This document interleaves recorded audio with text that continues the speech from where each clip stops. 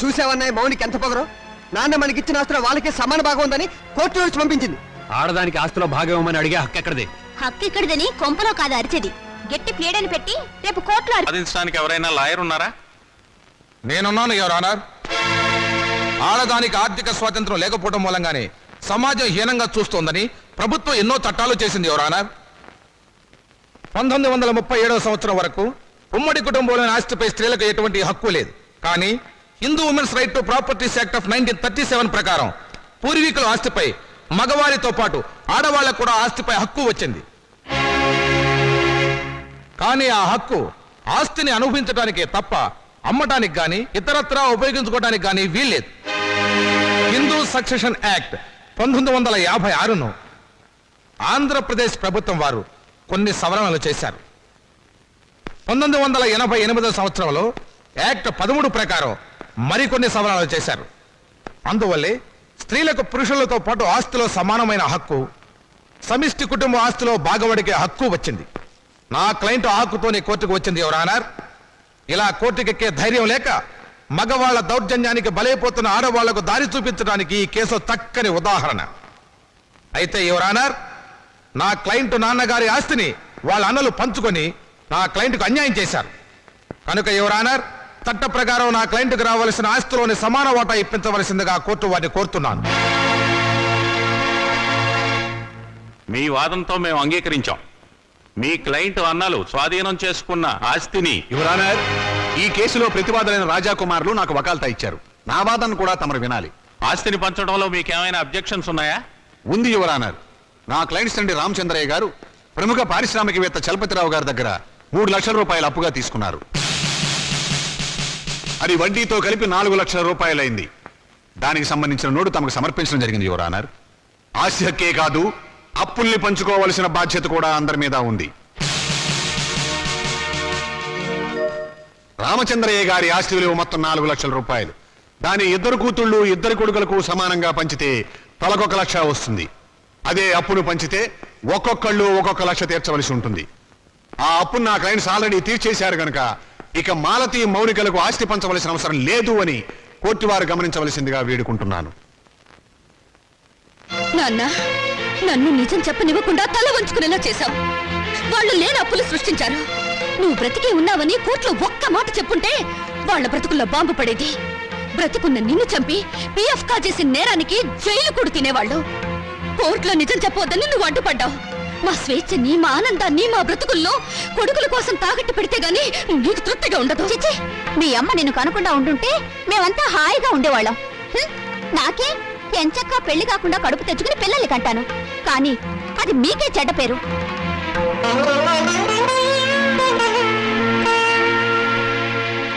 ఏరా government doctor, అర్ధరాత్రి పూట మార్నింగ్ వాకే విట్రా నీ పిండాకుడు. ఏముందండి, పొట్ట తగ్గితే కానీ పిల్లలు అన్నారు. పొట్ట దగ్గరికి వచ్చి వాకింగ్ మొదలెట. ఏమిటి నీకు ఇప్పుడు పిల్ల కావాలి అంతే కదా? నేను చూస్తాను. అమ్మాయి నల్లగా ఉండాలా తెల్లగా ఉండాలా? అబ్బాయి రంగు లేదండి, మేకప్ చేసేవాళ్ళే.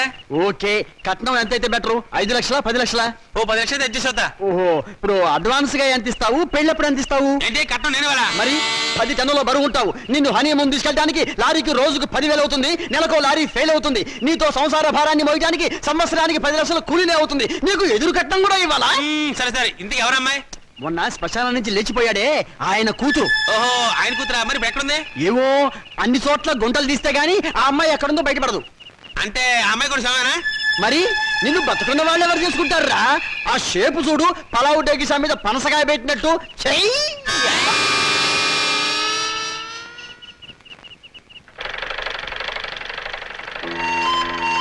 నమస్కారం అండి. ఇదిగో పరాయి మనుషుల అండీలు నమస్కారాలు ఏమిటి?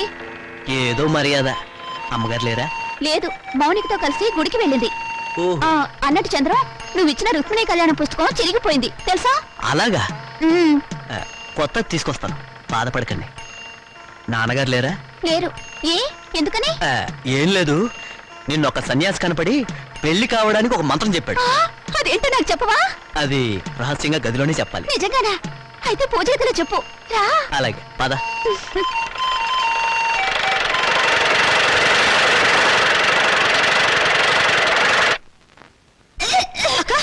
ఏందన్నావే వాంతి చేసుకుంటున్నావు? అబ్బే ఏం లేదమ్మా, రుక్మిణి కళ్యాణం బోల్డని సార్లు చదివానుగా. చదివితే వాంతులు అవుతాయా? మరి కడుపు వస్తే వాంతులు అవుతాయని చంద్రం చెప్పాడుగా. కడుపా? అవును, నాన్నగారు మాట తప్పారు, నేను నెల తప్పాను. ఎవరక్క? ఎవరు చేసరి పని? ఇంకెవరు? చంద్రం నేను రుక్మిణి కళ్యాణం బోల్డెన్ సార్లు చదివాగా. ఆ తర్వాత అతను నన్ను దగ్గరికి తీసుకుని ఏమేమో చేశాడు. అంతే, కడుపోయిందేమో, వాంతులు వస్తున్నాయి. వరుసగా దుబ్బలేగా ఎంత పని చేసావే. నమస్కారం. అంతా బాగున్నారా? లేదు, ఇప్పుడే చచ్చిపోయాం. పాపం ఏదో బాధలో ఉన్నట్టున్నారు. మాలతి నెల తప్పింది. ఛా, నిజంగానా? పెళ్లి కాని ఆడపిల్ల కడుపు చేసిన ఆ నీచుడెవరు? నీకు తెలీదా? తెలిస్తే వాడిని బతకనిస్తానా? మానసిని గర్భవతి చేస్తుంది నువ్వు కదా? అదే అడుగుతున్నాను. ఆ పని చేసింది నేనేనా, ఇంకెవడైనా ఉన్నాడా? నోర్మై! ఎంత ధైర్యం నీకు! ఆ అమాయకుల జీవితాన్ని నాశనం చేసింది చాలక తెలివిగా మాట్లాడుతున్నావా? నిన్ను ముక్కలు ముక్కలు నరికేస్తాను. వదిలిపెట్టు నాన్న. ఇటువంటి వాడిని బ్రతకనివ్వకూడదు. వీడిని చంపేస్తాను. చూడండి, ఇప్పుడు కావాల్సింది ఆలోచన కానీ ఆవేశం కాదమ్మా. మొదట ఆ అమ్మాయికి ఎంత ఖర్చు అయినా కడుపు తీయించండి. లేకపోతే నా కాళ్ళు కడికి పెళ్లి చేసి 2 లక్షలు కడుపు చేసినందుకు కానుగ్గా ఇవ్వండి. మీ వల్ల కాకపోతే నన్ను చంపేసి కడుపులో ఉన్న ఆ బిడ్డకి తండ్రి లేని వాణ్ణి చేయండి. ఆ తరువాత తలమాసిన మీ అక్కకి తెల్లచీర కట్టి కలకాలం కళ్ళలో పెట్టి చూసుకోండి. ఏ పని చేసినా తెలివిగా చేయండి అమ్మా. మరి వస్తాను మామయ్య గారు. వస్తాను అత్తయ్య గారు.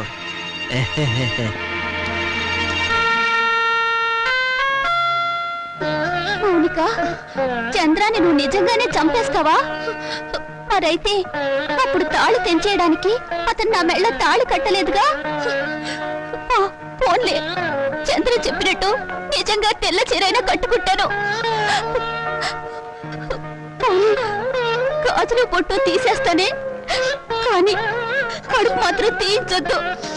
ఎందుకంటే మొగుడు పోయినా బిడ్డను చూసుకుంటూ చచ్చిపోయేదాకా నీ ఇంట్లో పని మనిషిగానే బ్రతుకుతానే. అమ్మైనా నాన్నైనా నువ్వే అనుకుని నీతో పాటు వచ్చాను. నా బిడ్డను కూడా నీ బిడ్డలాగే చూసుకుంటావు కదా. మరప్పుడు నాకు పెళ్ళెందుకు, మొగుడెందుకు?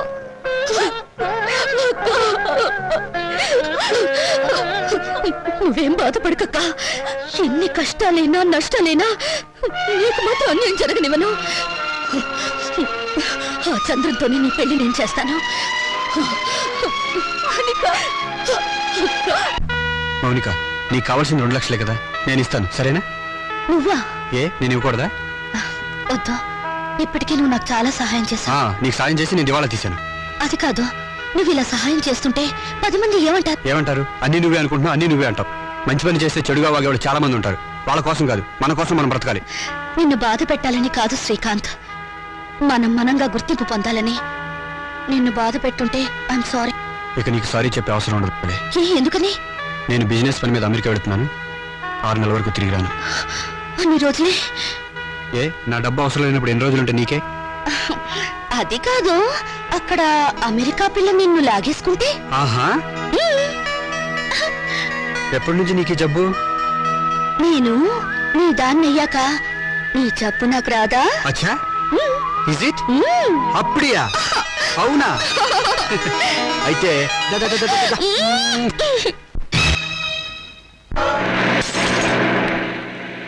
అరే బ్రదర్, నాన్నని మౌనికని మోసం చేసినట్టు నన్ను మోసం చేయవు కదా? చచ్చినా చేయను, మనం తాగిన మందు మీదట్టు. కానీ నాకు చిన్న డౌట్. ఏంటి బ్రదర్? ఆ శ్రీకాంత్ గారు అమెరికా నుంచి రాగానే మౌనిక మనల్ని కొట్టిస్తుందేమా? షడప్, దాని మెడ ఈ టైంలో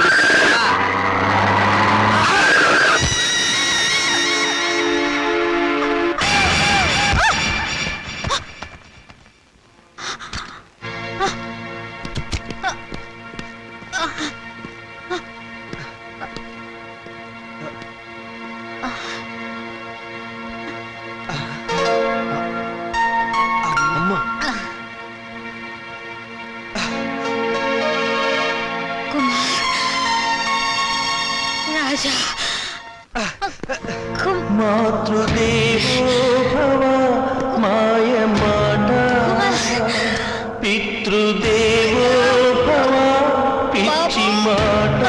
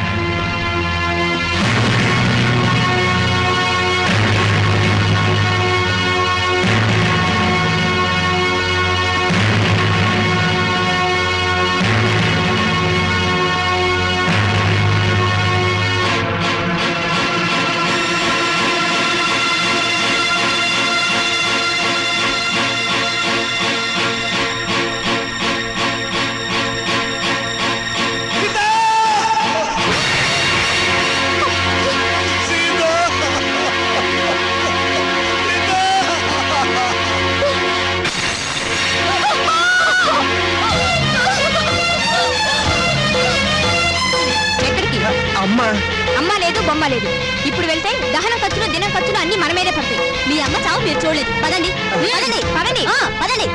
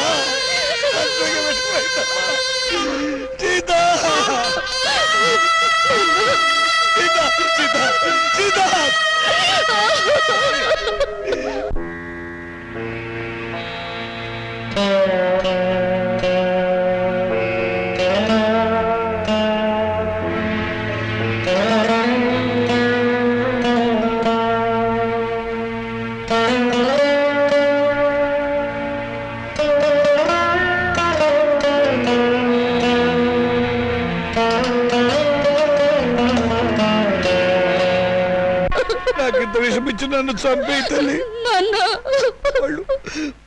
వాళ్ళు నన్ను మళ్ళీ మోసం చేశారమ్మా. కొడుకులు మళ్ళీ మళ్ళీ మోసం చేయడం, తండ్రులు మళ్ళీ మళ్ళీ మోసపోవడం ఇప్పటి వరకు నడుస్తున్న చరిత్రే కదా నాన్న.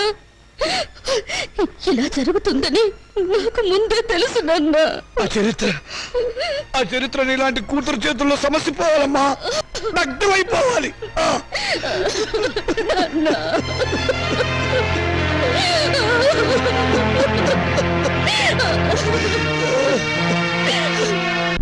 అరే బాబాయ్ బాబాయ్, నువ్వు అర్జెంట్ గా నాకు సహాయం చేయాలి. ఏంట్రా ముందు కూర్చో మాట్లాడు. ఇప్పుడు చెప్పు ఏంటి? నాకు అప్పు కావాలరా. ఏ నీ కొడుకులకి బంగారు గోచీలు చేయిస్తావా? ఏవీ లేదు, గోచీలు లోపల ఉంటాయి కదా. నువ్వు చేయించినట్లు ఎవరికీ తెలిసే అవకాశం లేదు, డబ్బులు వేస్ట్ అవుతాయేమోనని. చచ్చిన పాముని ఇంకా చంపకురా. పాము చచ్చిందో లేదో టెస్టింగ్ చేద్దామని. ఓకే, నీకు డబ్బు కావాలి. ఇప్పుడు డబ్బుతో అంత అవసరం ఏమొచ్చిందిరా? మా పెద్దమ్మాయి పెళ్లి వెంటనే చేసేయాలరా. నాకు అర్జెంట్ గా 2 లక్షలు కావాలి. నా జీవితంలో నేను ఎప్పుడు ఏ సహాయం అడగలేదురా. ఈ ఒక్కసారికి సహాయం చేయరా. నాకు ఎక్కడైనా 2 లక్షలు అప్పుగా ఇప్పించరా. ఒరే రావుడు, నీ కూతురు నాకు మాత్రం కూతురు లాంటిది కాదు. అసలు నా దగ్గర డబ్బుంటే నేనే ఇచ్చేవాడిరా. ఈ రోజుల్లో బతుకున్న వాళ్ళకే అప్పు దొరకటం లేదు. నువ్వేమో అందరి దృష్టిలో ఏనాడో చచ్చిపోయావు. నువ్వు బతుకున్న శవానివిరా. నీ దగ్గర ఏముందిరా? నీ రక్త మాంసాలు తప్ప.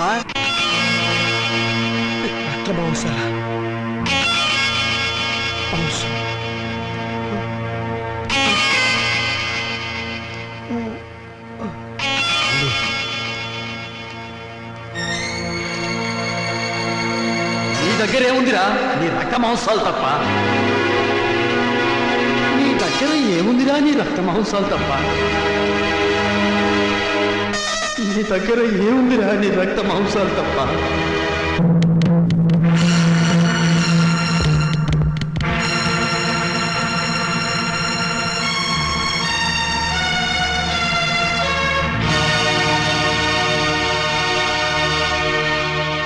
సారీ రామచంద్రయ్య గారు, మీ 2 కిడ్నీల్లో ఒకదాని condition బాగుండలేదు.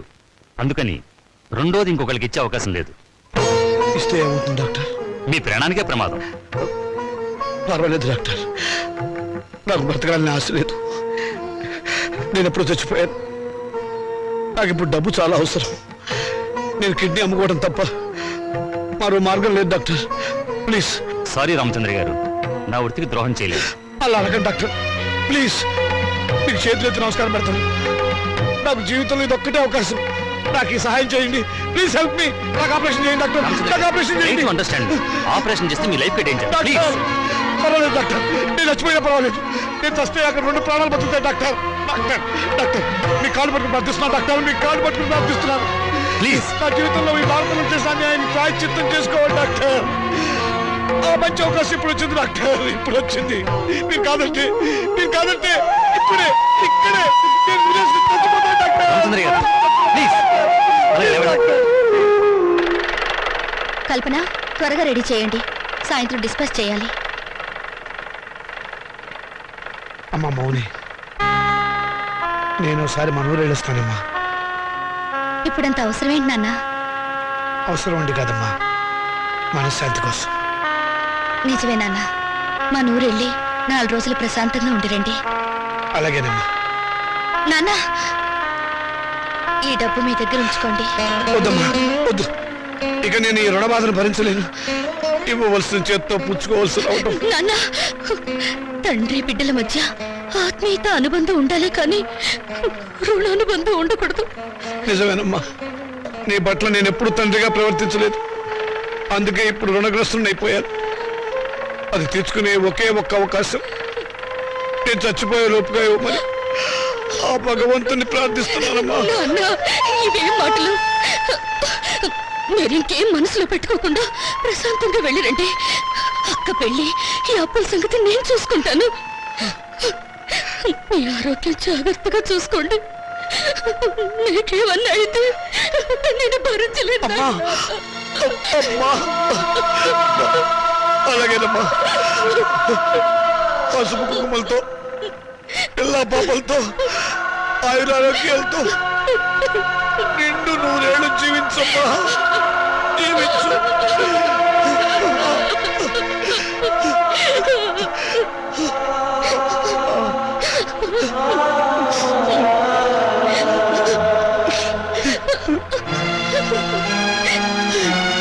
Hello, is it Karimnagar police station? Panjagutta కళ్ళు కాంపౌండేనా?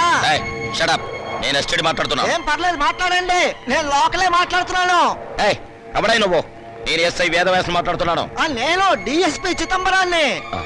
డిఎస్పీ చిదంబరం? ఆ, ఈ పేరు గల వల్ల మా డిస్ట్రిక్ట్ లో లేరే. అసలే పడరా నువ్వు? లేలే, దోసపాదుల చిదంబరాన్ని. ఇంతకీ మీరెవరు? దోసపాదుల చిదంబరం. హలో హలో, వీడెవడు లోపల కాలం జస్టిలోకి వీడెవడు ఎస్టీడీ నుంచి లోకల్లోకి వచ్చినట్టున్నాడు. Hello hello hello. అవును, యువతలు మాట్లాడుతుంటే ఎవడో లైన్ కట్ చేసాడు కాదావా. Hello hello. వండర్ఫుల్, నా అభిమాన సంఘం వాళ్ళంతా వచ్చేసారనమాట. Very good. నార్మల్. చచ్చినోడు చచ్చినట్టు గోతిలో పడి ఉండక ఇలా పబ్లిక్ గా తిరుగుతూ న్యూసెన్స్లు చేస్తావరా పీనుక? నేను పీనుగుని కాదు, ఏనుగుని కాదు. చంపేస్తాను రాయ్. నీ గురించి ఇంట్రడక్షన్ ఇచ్చుకోవడానికి ఇది టీవీ ఇంటర్వ్యూ కాదురా. ఆయన నా సర్వీస్ మొత్తంలో నా డిఐజీకే భయపడలేదురా, కానీ నీకు అనుక్షణం భయపడి చచ్చాను కదరా. ఇంకా వాడితో మాట్లాడు సార్. పట్టుకోండి. ఆగండి, నేను చావలేదు. కాకపోతే నిజంగానే చంపేస్తా. అమ్మో. సావకపోతే వారం రోజుల పాటు గుంటలో పూడ్చినా ఎలా బతుకున్నావురా? మరి అదే చిదంబర రహస్యం. ఏంటది? వాయుస్తంభన విద్య నేర్చుకొని ఊపిరి బిగబెట్టడం ద్వారా ప్రోగ్రాములు ఇచ్చి డబ్బు సంపాదించి నా కూతురు పెళ్లి చెయ్యాలనుకున్నాను.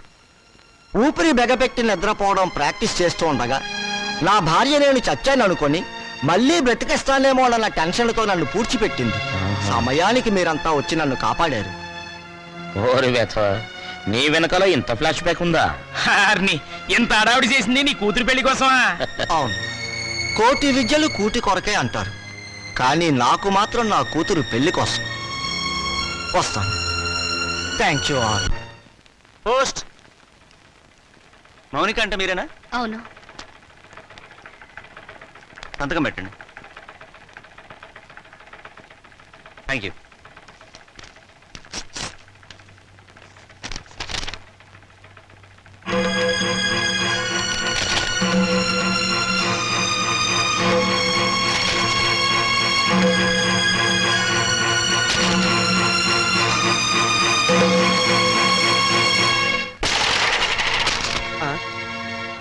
ఏమిటి ఇలా వచ్చావు? రావటానికి సిగ్గుండాలి. సిగ్గు లేని వాళ్ళ దగ్గరకు రావడానికి సిగ్గెందుకు? నోరు మూసుకుని బయటకున్నాడు.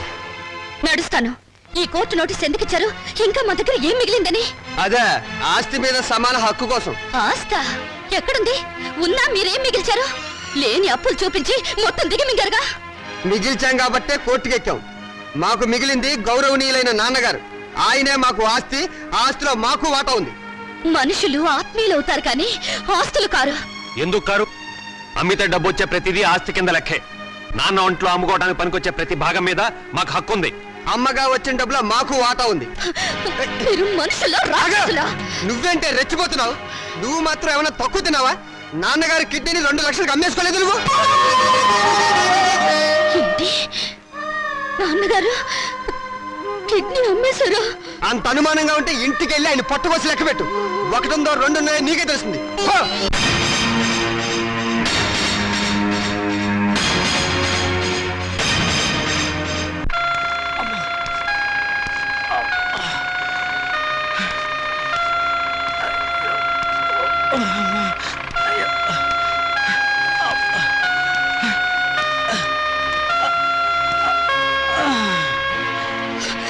నాన్న, ఏంటమ్మా? ఇప్పుడు నువ్వు ఎక్కడి నుంచి వస్తున్నావు నాన్న?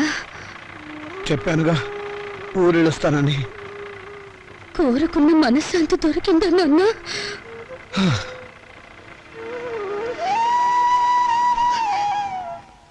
దాని ఖరీదు 2 లక్షలు నాన్న. అది నీ శరీరంలో భాగం కాదా నాన్న? మౌనిక, శరీరంలో భాగాలు అమ్ముకుని మమ్మల్ని ఆదుకోవాలని చూస్తున్నావు నాన్న. ఆ దుర్మార్గులకు నా మనసును తాకట్టు పెట్టి దరిద్రుడైన వాడిని, మీ అమ్మ దగ్గరికి ఎంత తొందరగా వెళ్ళిపోవాలని ఆశలతో ఉన్నవాడిని, అన్యాయం చేసిన ఆడపిల్లలను ఆదుకోవటానికి నా రక్త మాంసాలు అమ్ముకోవడం తప్ప ఏమీ చేయలేని వాడిని. అంతకంటే నేనేం చేయగలనమ్మా? ఇప్పుడు నీ కొడుకులు కోర్టుకెక్కింది ఆ రక్త మాంసాల కోసమే నాన్న. నిజమా? అంత నీచాన్ని కూడా కట్టారా దుర్మార్గులు? వాళ్ళు వదిలిపెట్టకూడదమ్మా, వాళ్ళంతా చూడాలి.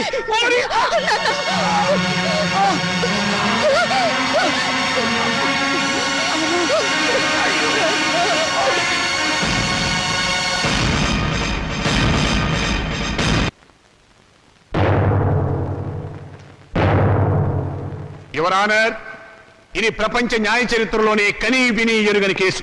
ఇటువంటి కేసు ఇంతవరకు ఏ న్యాయస్థానం ముందుకు రాలేదు. నా క్లయింట్స్ రాజా కుమారుల తరఫున వకాల్తా తీసుకున్న నేను ఈ కేసులో ప్రతివాదైనటువంటి మౌనికను కొన్ని ప్రశ్నలు వేయడానికి అనుమతించవలసిందిగా కోర్టు వారిని వేడుకుంటున్నాను. Yes granted. మౌనిక, మౌనిక, మౌనిక.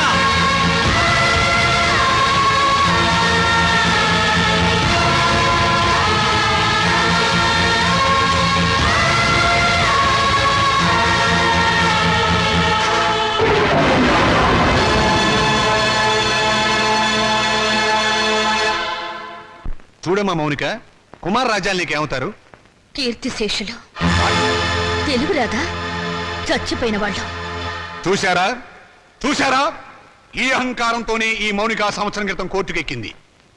హిందూ వారసత్వ చట్టం 1956 ఏపీ యాక్ట్ సెక్షన్ 13A ప్రకారంగా తండ్రి సంపాదించిన ఆస్తిలో కొడుకులతో పాటు కూతుళ్లకు కూడా వాటా ఉందని కోర్టుకెక్కి పోరాడి గెలిచింది.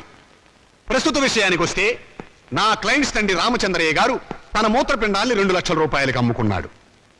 ఆనాడు న్యాయం, చట్టం, వారసత్వం అంటూ పోరాడి తన ఆశక్కును గెలుచుకున్న ఈ మౌనిక తన తండ్రి మూత్రపిండాలమ్మి సంపాదించిన 2 లక్షల రూపాయలు తండ్రి ఆస్తేనని, తనతో పాటుగా తన అన్నలకు కూడా దాంట్లో వాటా పంచాలి అన్న ఇంగిత జ్ఞానం లేకుండా వాళ్ళని మోసం చేసే డబ్బు మొత్తం కాజేసింది. మూత్రపిండం ఆస్తి కాదు, శరీరంలో ఒక భాగం. అదే అదే యువర్ ఆనర్, అది శరీరంలో ఒక భాగమే అయినా అమ్మినప్పుడు డబ్బు వస్తే అది ఆస్తి కింద లెక్క. నా క్లయింట్స్ అండి రామచంద్రయ్య శరీరం ఎవరిది? నా క్లయింట్స్ తాత నాయనమ్మలది. వాళ్ళు జన్మనివ్వబట్టే కదా ఈ రామచంద్రయ్య అనే వ్యక్తి భూమి మీదకి వచ్చింది. అంటే రామచంద్రయ్య శరీరం వాళ్ళ తాతగారిది అన్నమాట. మరి తాతగారిచ్చిన ఆస్తిని పంచుకునే హక్కు ఉన్నప్పుడు ఆయన జీవం పోసిన శరీరాన్ని పంచుకుంటే తప్పేమిటి?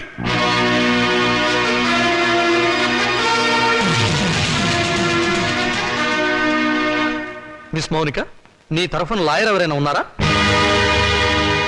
లేరు, అక్కర్లేదు. వాస్తవాలు చెప్పడానికి లాయర్ ఎందుకు? మీరే అన్నారుగా మూత్రపిండాల ఆస్తులు కావని. అమ్మితే డబ్బు వచ్చేది ఏదైనా సరే ఆస్తి కింద లెక్కే. కళ్ళు, చెవులు, గుండె, నెత్తురు వీటన్నిటికి అమ్మినందుకు రేటు ఉంది. ఇవన్నీ ఆస్తి కదా యువర్ ఆనర్. లాయర్ గారు, మీరు కరెక్టే. మీ గుమస్తాకు మీరు జీతం ఎంత ఇస్తారు? 1000 రూపాయలు. ఎందుకు? నాకు సర్వీస్ చేసినందుకు. మీకు సర్వీస్ చేసిన మీ గుమస్తాకి మీరు 1000 రూపాయలు ఇస్తుంటే మమ్మల్ని కని పెంచి పెద్ద చేసినందుకు మా అమ్మకు నాన్నకు మేమేమిస్తే మాత్రం రుణం తీర్చుకోగలం? కనీ పెంచడం కూలి కింద రాదు. ఎందుకు రాదు? తల్లిదండ్రులు వాళ్ళ కామం తీర్చుకోవడానికి ఏకమవుతారు. ఏకమైనప్పుడు మేమెందుకు పుట్టాలి? అది శుచిధర్మం. ధర్మం కాదు, శ్రమ. తల్లిదండ్రులు పిల్లల్ని పుట్టించే యంత్రాలనుకుంటే ఆ యంత్రాలు పడిన శ్రమకు కూలి ఇవ్వాలి. వీళ్ళిచ్చారా? పని చేసే యంత్రానికైనా శక్తి, విశ్రాంతి కావాలి. మీ క్లయింట్స్ యంత్రాల బ్రతికి నా తల్లిదండ్రులకు అవి ఇచ్చారా? అసలు వాళ్ళని మనుషుల్లో చూసారా? అడగండి ఎవరానా. వీళ్ళను పుట్టించినందుకు కూలి ఇవ్వాలి. 9 నెలలు మోసిన మా అమ్మ కూలి ఇవ్వాలి. మా నాన్న నిద్ర పంచినందుకు దానికి రేటు కట్టాలి. అమ్మ దగ్గర తాగిన పాలకు, వాళ్ళు పెట్టిన కష్టాలకు, కడుపు మంటకు, మా తల్లిదండ్రులు పడ్డ ఆవేదనకు రేటు కట్టాలి. కట్టమనంట రేటు. శంకర్రావు గారు, మీ సమాధానం ఏమిటి? ఈ వాదనకి అర్థం లేదు యువర్ ఆనర్. ఉంది, అర్థం ఉంది యువరానా. నా తల్లిదండ్రులకు కూలి ఇవ్వమని మీరు జడ్జిమెంట్ చెప్తే వాళ్ళమ్మ కూడా కూలి కోసం కోర్టుకెక్కుతుందని ఆయనకు భయం. Silence, silence. యువర్ ఆనర్, మీరు ప్రతివాదిని మందలించాలి. మౌనిక, మన తాతలకి షుగరు బీపీ ఉంటే అది వంశంలో అందరికీ వస్తుంది, అవునా? అవును. మరి రోగాలను పంచుకున్నప్పుడు ఆ రోగాలకు కారణమైన అవయవాలను పంచుకోవడంలో తప్పు లేదుగా? పంచుకోవచ్చు. Note this point your honour. Lawyer గారు, మా తాతగారు చాలా మంచివారు. ఎందుకు? బుద్ధిమంతుడు కాబట్టి. ఆయన్ని కొడుకులు బాగా చూసుకునేవారు. ఎందుకు? జన్మనిచ్చాడు కాబట్టి. మరి రోగాలు వంశంలో అందరికీ వచ్చినప్పుడు బుద్ధులు కూడా రోగాలతో పాటు రావాలిగా. మీ క్లయింట్స్ కి వచ్చినాయా లేదా అని అడగండి ఒకసారి. రాలేదు కాబట్టే కోర్టుకెక్కారు. ఒక చెట్టుకు కాసిన కాయలన్నీ ఒకే రకంగా ఉండవుగా. కానీ కాయలు చెట్టును చంపవుగా. మీ క్లయింట్స్ మా నాన్నగారి మూత్రపిండాలమ్మిన సొమ్ము కోసం ఈ కోర్టుకెక్కారు. కానీ కానీ మా నాన్నగారు లేరు. సంవత్సరం క్రితం చచ్చిపోయారు. పచ్చి అబద్ధం. ఆయన బతికే ఉన్నారు. యువరానా, నా మాజీ అన్నలు వీరి క్లయింట్స్ సంవత్సరం క్రితం మా నాన్నగారు చచ్చిపోయారని డాక్టర్ సర్టిఫికేట్ ఇచ్చి ప్రావిడెంట్ ఫండ్, పెన్షన్ తీసుకున్నారు. ఈ డెత్ సర్టిఫికేట్ వాళ్ళు ఇచ్చిందే యువరానా. చూడండి, ఎప్పుడో చచ్చిపోయిన మా నాన్నగారు ఇప్పుడు ఎలా వచ్చారు? ఆయనకు మూత్రపిండాలు ఎలా ఉంటాయి? చెప్పండి యువరానా, చెప్పండి.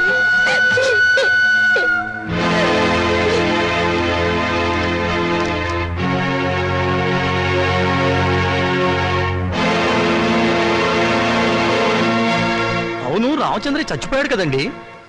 అది సంవత్సరం క్రితం చచ్చిపోయిన వాళ్ళకి బూడిద తప్ప ఇంకేముంటుంది యువరానా? నేను చావలేదు, బతికే ఉన్నాను.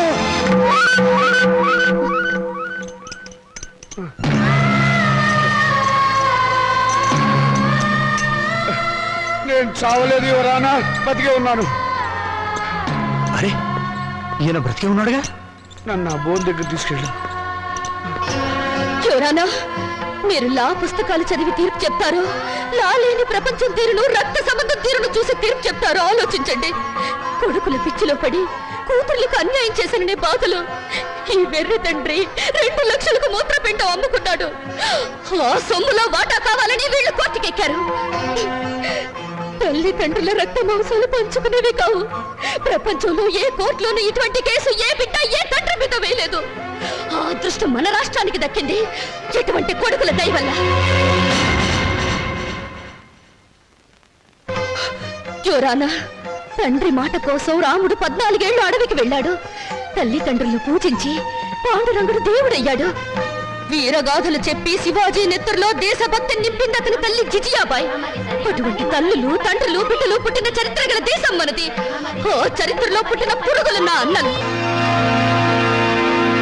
శిబి చక్రవర్తి, కర్ణుడు వాళ్ళ శరీరాలను కోసి దానం చేస్తే కన్ను వాళ్ళను కోసి పెళ్ళాలతో పలా వండించుకుని తినాలనే పుర్రెలు వీళ్ళవి. అందుకే రక్త మాంసాల కోసం కోర్టుకెక్కారు. కుక్క మాంసం తినదు, కానీ మనిషి మాంసం కోసం, కన్ను వాళ్ళ మాంసం కోసం ముందుకొచ్చారు. నాగరికతకు పట్టిన చెడ పురుగులు బిడ్డ. ఇటువంటి వాళ్ళను క్షమించి వదలకూడదు యువరానా. చెప్పండి మీ జడ్జిమెంట్. దేశ జనాభా పెరగకుండా ఆపరేషన్లు చేయించడం కాదు. ఇటువంటి మాతృహంతకులు, పితృహంతకులు దేశంలో పెరగకుండా కొత్త ఆపరేషన్లు కనిపెట్టమని సైంటిస్టులకు చెప్పండి యువరానా, చెప్పండి.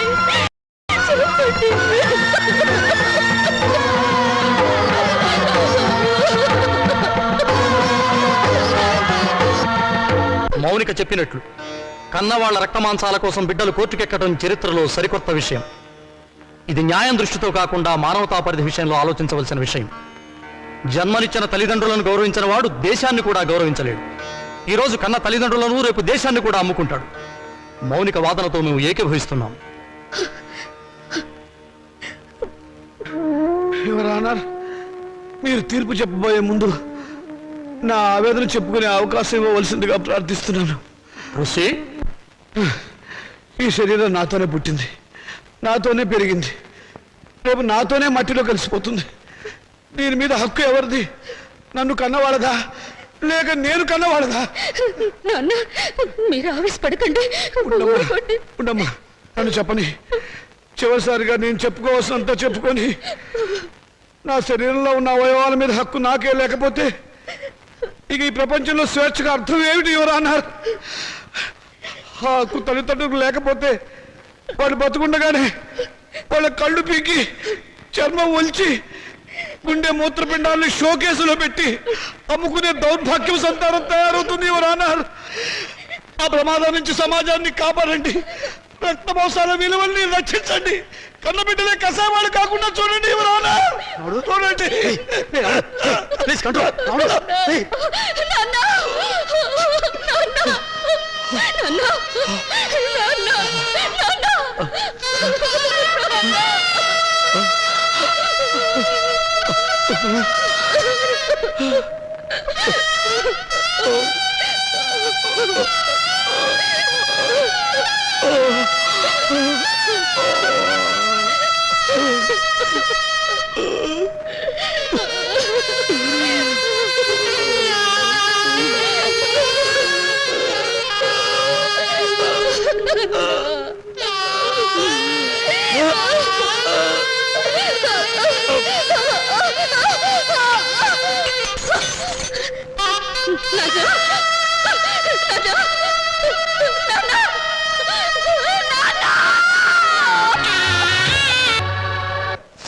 నాన్న చితికిని పండించే హక్కు నీకు లేదు.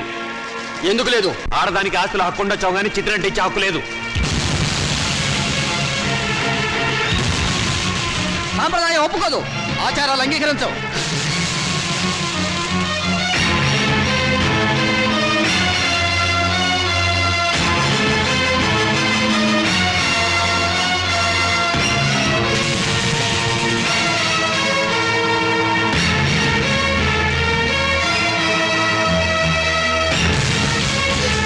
ఎందుకు అంగీకరించవు? ఎవరు చెప్పారు? ఎక్కడ రాస్తుంది? అసలు మనం సృష్టించుకున్నవి ఈ సాంప్రదాయాలు, ఆచారాలు. మన మనసుల్లోంచి పుట్టుకొచ్చినవే ఈ ప్రేమలు, ఆప్యాయతలు. అవి లేని మనుషులు వీళ్ళు. ఈ కట్టెలో ఉన్న మనిషి బ్రతుకున్నప్పుడు పున్నామనరకు నుంచి కొడుకులు తప్పిస్తారని పిచ్చి ప్రేమతో కొడుకులు నెత్తికెక్కించుకున్నారు. అందుకు వీళ్ళేం చేశారు అడగండి. బ్రతుకుండగానే చంపారు, స్వార్థంతో పురుగులా చూశారు, ఎంగిలి విస్తరాకుల వీటిలోకి నెట్టారు. వీళ్ళు ఈ రోజు కొరువు పెట్టి శ్రాద్ధకర్మలు నిర్వర్తించినా ఆయన ఆత్మకు శాంతి చేకూరదు. బతుకుండగా వాడు తిన్నారో తినలేదో పట్టించుకొని వీళ్ళు వాడి మూత్రపిండాల మీద హక్కుందంటూ కోర్టుకు ఎక్కారు. చెప్పండి, జన్మనిచ్చిన వాళ్ళ పట్ల చూపించే ప్రేమ ఇదేనా? రేపు మీ బిడ్డలో మీ పట్ల ఇలాగే ప్రవర్తిస్తే సమాధానం చెప్పండి. అటువంటి వాళ్ళకు అండగా నిలబడి మాట్లాడడానికి మీరు వచ్చారు. ఈ చచ్చిపోయిన రామచంద్రయ్యకు దేవుడు మాట్లాడే శక్తి ఇవ్వగలిగితే వీళ్ళు ఎంత కిరాతకులో చెప్తాడు. వీళ్ళు చిత్తి వెలిగించిన మండదు, ఈ శవం బూడిది కాదు. బ్రతికినంత కాలం మనశ్శాంతి లేకుండా చేశారు.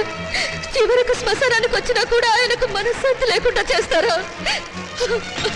ఆచారాలకు విలువ ఇచ్చి మంచిని మానవత్వాన్ని చంపుతారా? చెప్పండి.